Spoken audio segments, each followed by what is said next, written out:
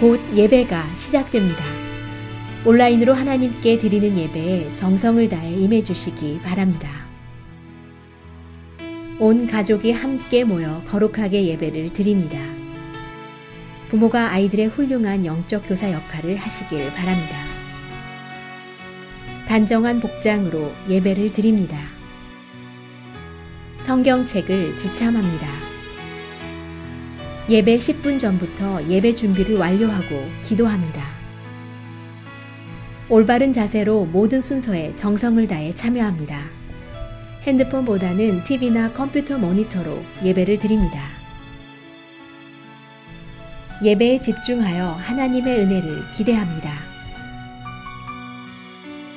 헌금은 정성껏 준비해서 우편으로 보내시거나 직접 교회 사무실 헌금함에 봉헌합니다. 주와 같이 길 가는 것 즐거운 일 아닌가. 우리 주님 걸어가실 말잔치 한번 고백합시다. 주와 같이 길 가는 것 즐거운 일 아닌가. 우리 주님 걸어가신 발잔치를 날마다 주님 따라가리. 날마다 주님 따라가리. 한 걸음씩 또 한 걸음씩 주님 나와 영원히 함께 하시니 기쁨으로 걸어가리. 한 걸음 한 걸음 한 걸음 주 예수와 함께 날마다 날마다 우리 걸어가. 이 자와 함께 찬양합시다. 어린아이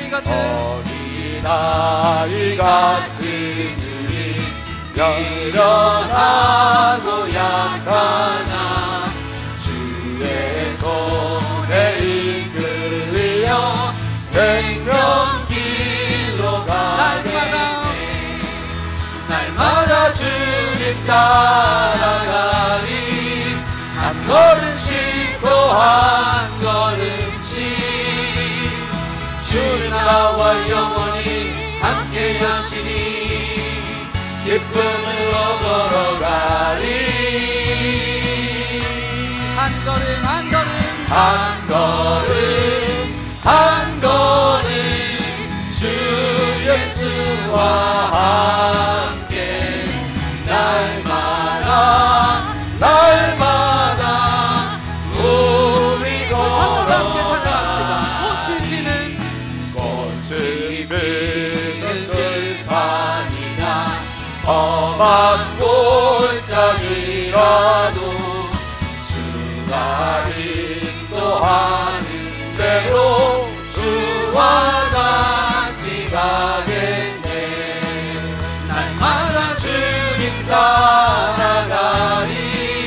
한 걸음씩 또 한 걸음씩 주는 나와 영원히 함께 하시니 기쁨으로 걸어가리. 한 걸음 한 걸음 한 걸음 주 예수와 함께 날마다 날마다 우리 한번 더 고백합시다. 한 걸음 한 걸음 한 걸음 한 걸음 주 예수와 함께 날마다 날마다 우리 걸어가리.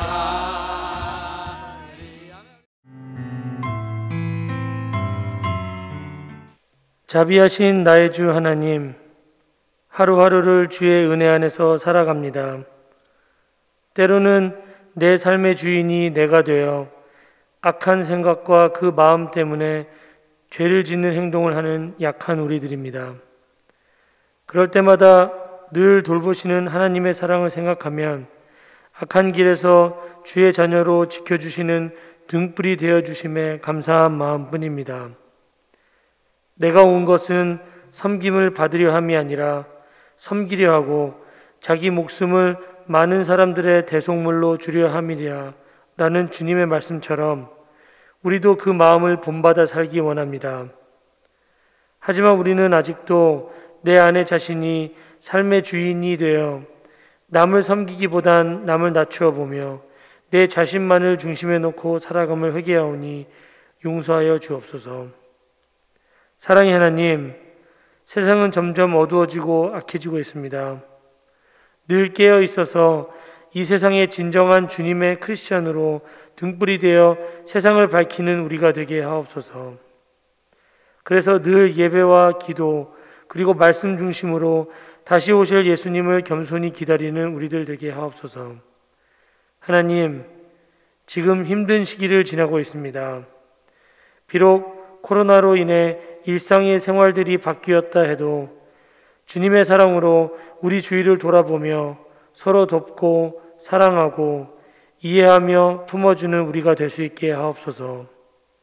오늘 하루도 주님께 의지하면서 아침을 엽니다. 은혜되는 하루가 되게 하시고 기쁨이 넘치는 하루가 되게 하소서. 늘 우리와 함께 하시고 기도 들어주시는 예수님 이름으로 기도합니다. 아멘.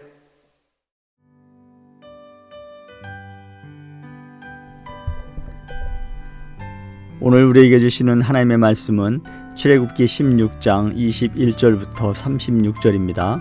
함께 봉독하시겠습니다. 무리가 아침마다 각 사람은 먹을 만큼만 거두었고 햇볕이 뜨겁게 쬐면 그것이 쓰러졌더라. 여섯째 날에는 각 사람이 갑절의 식물 곧 하나에 2오멜씩 거둔지라. 회중의 모든 지도자가 와서 모세에게 알림해 모세가 그들에게 이르되 여호와께서 이같이 말씀하셨느니라. 내일은 휴일이니 여호와께 거룩한 안식일이라. 너희가 구울 것은 굽고 삶을 것은 삶고 그 나머지는 다 너희를 위하여 아침까지 간수하라. 그들이 모세의 명령대로 아침까지 간수하였으나 냄새도 나지 아니하고 벌레도 생기지 아니한지라. 모세가 이르되 오늘은 그것을 먹으라. 오늘은 여호와의 안식일인즉 오늘은 너희가 들에서 그것을 얻지 못하리라. 엿새 동안은 너희가 그것을 거두되 일곱째 날은 안식일인즉 그 날에는 없으리라 하였으나 일곱째 날에 백성 중 어떤 사람들이 거두러 나갔다가 얻지 못하니라. 여호와께서 모세에게 이르시되 어느 때까지 너희가 내 계명과 내 율법을 지키지 아니하려느냐. 볼지어다 여호와가 너희에게 안식일을 주므로 여섯째 날에는 이틀 양식을 너희에게 주는 것이니 너희는 각기 처소에 있고 일곱째 날에는 아무도 그의 처소에서 나오지 말지니라. 그러므로 백성이 일곱째 날에 안식하니라. 이스라엘 족속이 그 이름을 만나라 하였으며 같이 희고 맛은 꿀 섞은 과자 같았더라. 모세가 이르되 여호와께서 이같이 명령하시기를 이것을 오멜에 채워서 너희의 대대 후손을 위하여 간수하라. 이는 내가 너희를 애굽 땅에서 인도하여 낼 때에 광야에서 너희에게 먹인 양식을 그들에게 보이기 위함이니라 하셨다 하고 또 모세가 아론에게 이르되 항아리를 가져다가 그 속에 만나 한 오멜을 담아 여호와 앞에 두어 너희 대대로 간수하라.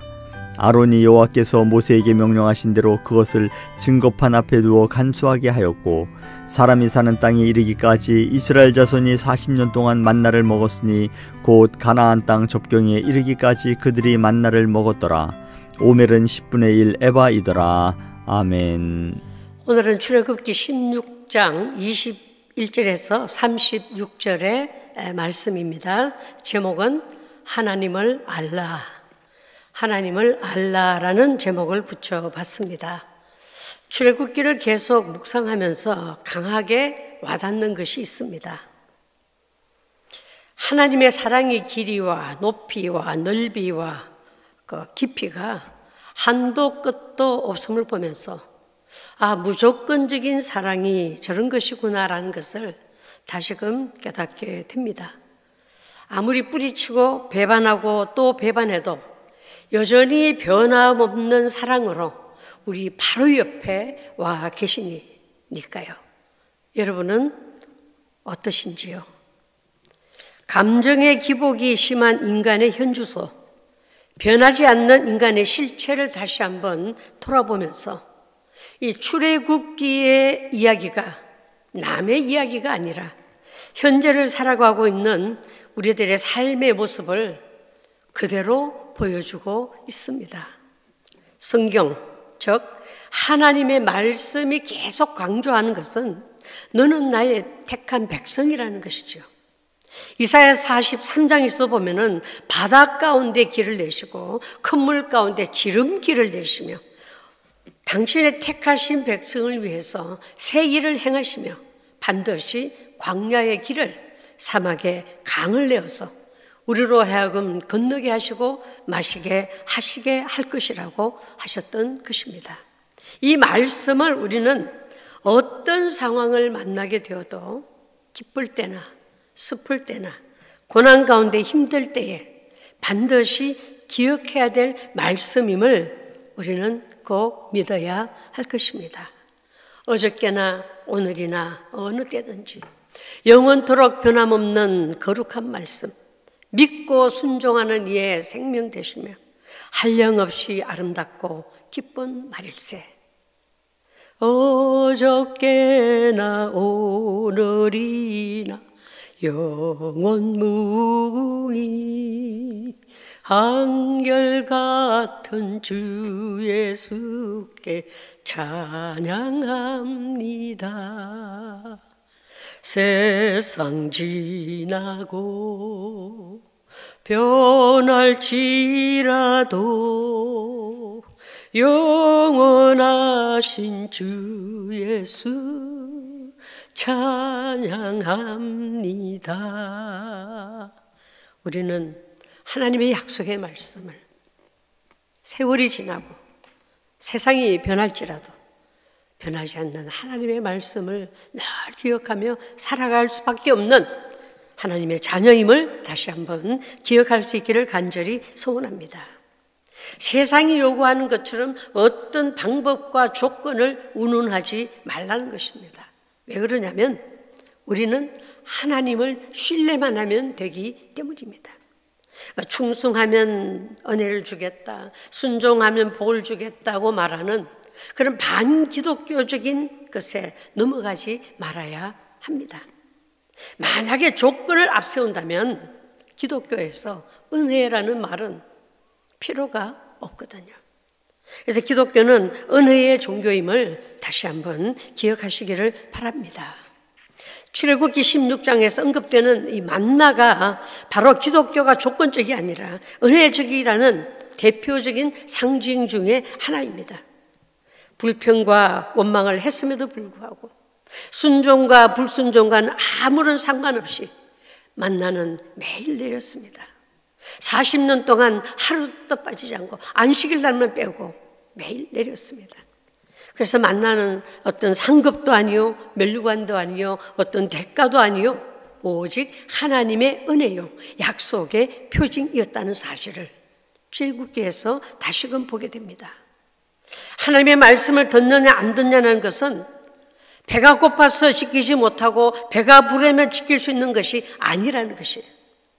백성들은 배가 고파서 힘이 들어서 목이 말라서 하나님의 말씀에 순종하지 못하겠다고 아우성이었습니다. 그럼에도 불구하고 백성들의 일용할 양식을 챙겨주시는 분이 바로 하나님이심을 만나 사건을 통해서 광야에서 그들이 하나님을 알게 되기를 원하셨던 것입니다. 물을 마시게 하면 순종할 것 같아서 물을 주는 것이 아니었습니다. 배부르면 순종할 것 같아서 만나를 주는 것이 아닙니다. 하나님이 출애굽을 시켜주는 이유, 홍해를 건너서 구원시켜 주시는 그 이유, 마라에서 물을 고쳐주는 이유, 만나를 내려주시는 그 이유를 하나님을 아는 것에서 찾아야 된다는 것을 오늘 본문에서는 계속 강조하고 있습니다. 하나님께서 출애굽을 시킬 때에도 노예에서 해방됨을 강조 아니하셨고 그때도 하시는 말씀이 하나님을 알라고 하셨습니다. 마라에서 물을 주실 때도 갈증이 해소됨을 강조하지 않고 하나님을 알라고 하셨습니다. 만나를 주실 때에도 배고픔이 해결됨을 강조하지 않고 하나님을 알라라고 강조하셨던 것 기억하셔야 합니다. 노예라는 문제가 해병되면, 물이라는 문제가 해결되면, 배고픔이라는 문제가 해결되면 하나님의 말씀을 순종할 수 있을까요? 아니죠. 하나님을 알면 노예 생활이 문제가 되지 않고, 하나님을 알면 물이 쓴 것이 문제가 되지 않고, 하나님을 알면 배고픔이 문제가 되지 않는다는 것 믿으셔야 합니다. 여러분의 걱정, 근심, 고민도 이제 하나님을 먼저 알면 문제가 해결될 줄 믿으시기 바랍니다. 이스라엘 백성들은 여전히 불평, 불만 가운데 광야 40년을 지나고 있습니다. 아침에는 만나, 저녁에는 메추라기로 40년 동안 공급받음에도 불구하고 그들의 불순종을 보면서 무엇을 생각하게 되나요? 여러분, 우리 모두에게도 이런 모양 저런 모양의 만나가 우리 각자의 인생의 연수만큼 내렸음을 기억하시기를 바랍니다. 그럼에도 불구하고 여전히 만족이 되지 않고 허전하신가요? 하나님은 광야 생활 같은 우리들, 특별히 이민 생활에도 여전히 동행해 주셨다는 것이죠. 아멘이시죠? 우리가 순종을 잘해서 여전히 동행해 주셨을까요?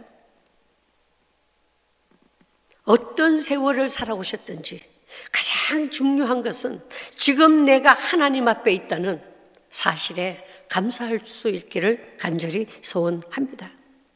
하나님은 우리로 하여금 어떤 큰 것을 요구하지 않으셨습니다. 다만 하나님을 향한 하나님의 사랑이 짝사랑이 아니십니다. 하나님이 우리를 향한 하나님의 사랑이 짝사랑이 아니었습니다.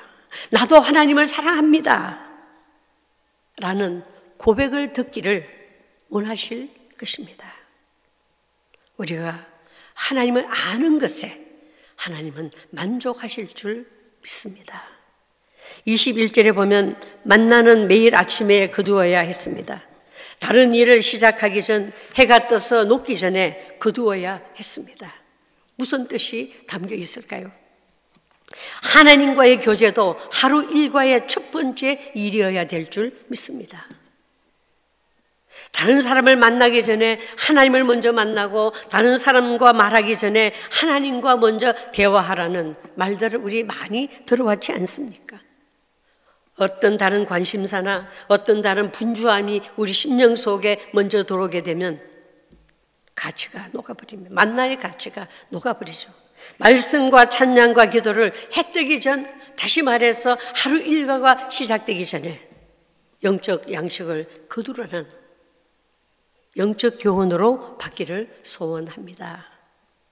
그리스도로 풍성해지는 비결은 그날 분량의 양식을 그날 거두고 그날 먹는 것입니다. 지금 받은 감동이 내일까지 가리라고 기대하지 마시기 바랍니다. 매일매일 은혜를 경험하지 않으면 바로 냄새나는 내면의 추한 모습이 드러나게 되죠. 매일 주어지는 말씀의 양식을 먹어야 건강한 인생을 살 수 있음을 오늘 본문을 계속 묵상하면서 우리 10년 가운데 말씀하고 있습니다. 오늘 성경에 보면은 안식일이라는 용어가 처음 등장하는 것이 바로 오늘 본문 23절입니다. 내일은 휴일이니 여호와께 거룩한 안식일이라. 그리고 25절에도 오늘은 여호와의 안식일인즉, 본문의 표현대로 하면 휴일입니다. 근데 여러분 창세기에 보면 하나님이 안식을 하셨는데 그 이유를 하시던 일을 마치시니라고 되어 있어요. 16장 29절에도 보면은 여호와가 너희에게 안식을 주므로, 여기에서 인간이 안식하였다라는 개념이 등장을 하는데 이 말씀의 뜻은 인간이 일하다가 쉬는 것이 아니라는 것입니다. 안식의 의미는 쉼이 아니라 완성의 상태에 거하는 것, 완전한 상태를 누리며 사는 그러한 안식을 하나님이 인간에게 주시는 것이라고 말씀하고 있는 것입니다. 이러한 안식의 의미를 만나를 주시면서 7째 날 만나를 거두러 나가지 않는 것으로, 일을 하지 않는 것으로 설명을 해 주시지요. 그래서 안식일의 쉼은 창조의 질서를 따른 것입니다. 하나님이 엿새 동안 세상을 창조하시고 7일째 쉬셨듯이 하나님의 백성과 모든 피조물이 7일째 쉬는 것은 창조주의 창조 질서 속으로 들어가는 것이기에 모든 피조물이 창조 질서 안에서 쉬어야 한다는 것을 말하고 있습니다.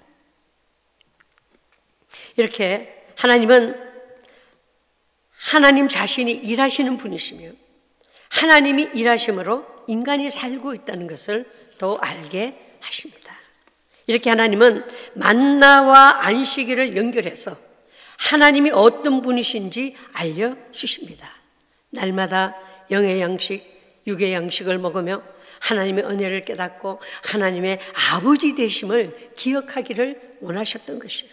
그러면 하나님의 아버지 되심을 어떻게 기억할 수 있을까요? 그것은 우리가 하나님 앞에 앉았을 때입니다. 하나님 앞에 앉는다는 것은 하나님께 예배 드린다는 의미가 가장 강하지요. 그래서 예배 가운데 오고 가는 영적 교감으로 말미암아 회개하게 되고 감사하게 되면서 내 자신을 다시 점검하여 영적 새힘을 공급받아 세상을 살아가는 줄 믿습니다. 예수님께서는 자신을 생명의 떡이라고 하셨습니다. 십자가상의 죽음을 앞두고 마지막 만찬에서 제자들에게 자신의 살과 피를 받아 먹으라고 하셨어요. 그래서 성도는 그리스도를 공급받아야 살아갈 수가 있다는 거죠. 다른 어떤 것도 우리의 영적 양식이 될 수 없기 때문입니다. 그래서 매일 그리스도를 양식으로 취하지 않으면 우리는 쉽게 약해집니다. 사람이 떡으로만 사는 것이 아닌 하나님의 말씀으로 그리스도로 사는 인생임을 깨닫고 그 양식을 취하는 일에 성실해야 건강하게 살 수 있는데 그것이 바로 하나님 앞에 앉는 것, 즉 예배라는 사실을 꼭 기억하시기 바랍니다. 여러분, 만나는 누구의 것이었습니까? 만나는 애굽을 떠난 자들의 것이었습니다. 만나가 내린 장소는 애굽이 아닌 홍해를 건넌 이후 신광야였습니다. 마찬가지로 예수님의 은혜는 만민을 위한 것이지만 유월절을 거치고 홍해를 건넌 자들의 것이었습니다. 다시 말해서 믿고 받아들이는 사람, 자신을 내려놓고 하나님을 의존하는 자들을 위한 양식이 바로 만나인 것이죠. 하나님은 나로 더불어 먹고 나는 하나님으로 더불어 먹는 그 상호관계가 우리를 향한 하나님의 기대이며 약속입니다. 계시록 3장 20절에도 있지요. 너무나 잘 아는 구절입니다. 볼지어다 내가 문 밖에 서서 두드리노니 누구든지 내 음성을 듣고 문을 열면 내가 그에게로 들어가 그와 더불어 먹고 그는 나와 더불어 먹으리라 고 하셨습니다. 매일 하늘에서 내리는 만나가 하나님의 주권 하에 있었듯이 우리가 지금 당연히 누리는 것도 하나님의 주권 안에 하나님의 손 안에 있음을 깨닫습니다. 하나님이 한번 흔드시기로 작정하시면 모든 것이 무너질 수 있다는 것도 기억해야 합니다. 오늘 본문에 보면 하나님은 만나를 항아리에 담아 여호와 앞 정급한 앞, 즉 십계명이 새겨진 돌판 앞에 두라고 하셨습니다. 그 이유는 그들로 하여금 하나님의 특별한 은혜를 잊지 않고 이후에도 계속 기억하며 감사하게 하기 위함이고, 또 하나는 광야 생활을 경험하지 못한 다음 세대들이 하나님이 어떻게 광야에서 그들의 선조들을 돌보고 먹이셨고 인도해 오셨는지 알지 못하기 때문에 증표를 삼아 만나를 항아리에 담아 정급판 앞에 두라고, 그리고 거기에 간수하라고 하셨습니다. 하나님은 이 만나 항아리를 통해 하나님이 그들의 모든 것을 주관하심을 잊지 말라고 하십니다. 다시 말해서 하나님을 알라라는 것이죠. 우리도 날마다 하나님이 공급하시는 것으로 살아감을 인정하면서 우리 마음의 공간에서 하나님을 자주 만날 수 있는 자리를 마련했으면 합니다. 하나님을 자주 만날 수 있는 시간을 따로 마련했으면 합니다. 여러분, 무너져가는 울타리를 예쁘게 칠한다고 해서 울타리가 유지되지 않는다는 말이 있습니다. 그 말은 내면을 다루지 않으면 외형적인 것을 아무리 치장하고 열심을 내도 소용이 없다는 말씀이죠. 그래서 외형적인 것에 초점을 맞추면 잠깐은 만족할 수 있지만 내면은 점점 무너져 간다는 것을 기억해야 합니다. 그래서 우리가 다루어야 하는 문제는 내면의 문제라는 것입니다. 내면의 문제는 어떻게 다룰 수 있나? 하나님을 아는 것에 있다는 거죠. 마음의 정원을 그대로 방치하면 온갖 죄들이 사계절 독성을 피우고 죄의 열매를 맺고 번식하게 되는 것입니다. 마음의 정원, 마음의 공간을 다스릴 수 있기를 소원합니다. 우리는 내면에 숨겨진 것에 집중하며 항상 하나님을 두려워하는 마음을 가져야 할 줄 믿습니다. 이제 하던 일 손을 잠시 멈추시고 가던 길을 잠시 중단하고 주님과 단둘이 갖는 귀한 공간의 시간을 꼭 마련하여 하나님을 아는 일에 더 집중하실 수 있기를 소원합니다. 이민 생활을 하고 있는 우리도 지난 세월을 살아오면서 여러 형태로 내려진 만나들이 있었습니다. 다시 말해서 하나님의 공급하심을 받은 은혜가 있을 줄 압니다. 때로는 구름기둥, 불기둥 여러 방면으로 여러 형태로 우리들의 삶 속에 함께 하셔서 여기까지 오게 하신 줄 저는 믿습니다. 오늘은 저와 여러분이 그런 것들을 기억해내어서 후손들에게 전수할 수 있는 시간을 마련했으면 좋겠습니다. 무엇을 전수할까? 갑자기 옛날 설교를 준비하다가 갑자기 옛날 생각이 났습니다. 제 아들이 한국에서 결혼할 때 이야기입니다. 이제 한국에서는 결혼식을 끝내고 나면은 곧바로 패백이 있지 않습니까? 그래서 패백에 잔잔하게 근엄하게 제가 앉아서 이제 아들 며느리의 절을 받습니다. 절을 받았어요. 그런데 그 옆에서 돕는 분들이 이제 덕담을 하라고 그랬어요. 패백 처음 받아보니까 덕담을 해야 될 줄, 뭘 해야 될지 모르잖아요. 근데 그 순간에, 그 짧은 순간에 지난날의 그 삶의 삶들이 필름으로 돌아가도 쫙 머릿속에서 스쳐 지나가면서 결론은 이민 생활은 힘들었지만 살아온 시간 속에 함께 해주셨던 하나님의 은혜가 내 자신에도 그렇고 우리 아들에게도 그렇고 하나님이 함께 해주셨던 그 은혜가 먼저 떠올라서 이런 덕담을 했어요. 내가 하고 싶은 말은 딱 세 가지다. 첫째는 예수, 둘째도 예수. 그러니까 이제 셋째가 기대가 되겠죠. 그런데 셋째는 더욱더 예수. 딱 그러고 덕담을 마쳤습니다. 그 세 가지 예수, 첫째는 예수, 둘째도 예수, 셋째는 더욱더 예수라는 그 덕담 속에 그때까지의 지난 세월의 모든 것이 거기에 담겨 있다고 저는 생각을 했습니다. 그래서 오늘 말씀을 준비하면서 과연 그 덕담이 그들에게 얼마나 효력을 발휘했을까라고 생각해 보게 되었습니다. 여전히 부족한 제 자신임을 발견하게 됩니다. 여전히 마음의 공간을 다스려야 되는 부분이 많이 있다고 다시 한번 깨닫게 되었습니다.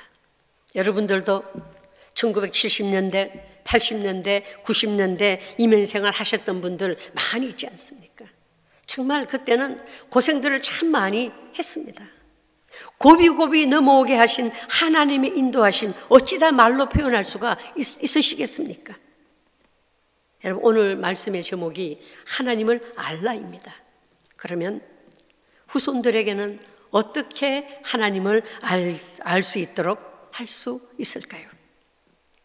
오늘은 지금 당장 필요한 것, 지금 당장 해결해야 될 것, 원하는 것은 잠시 뒤로 미루고 지난 이민생활 가운데 구름기둥, 불기둥의 모양으로 인도해 주셨고 영과 육의 만나의 모습으로 내려주셔서 여기까지 오게 하신 하나님의 은혜를 기억해내시면서 기록을 한번 해보시면 어떨까요?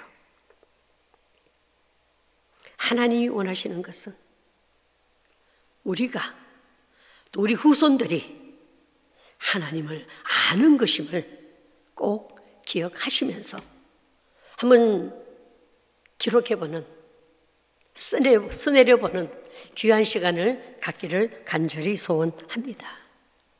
그래요. 세상 지나고 변할지라도 영원하신 주 예수 찬양합시다. 하나님을 아는 일에, 우리들은 물론이지만 하나님을 아는 일에 우리 자손들이 알 수 있도록 그런 삶을 살아가는 저와 여러분 모두가 되기를 간절히 소원합니다.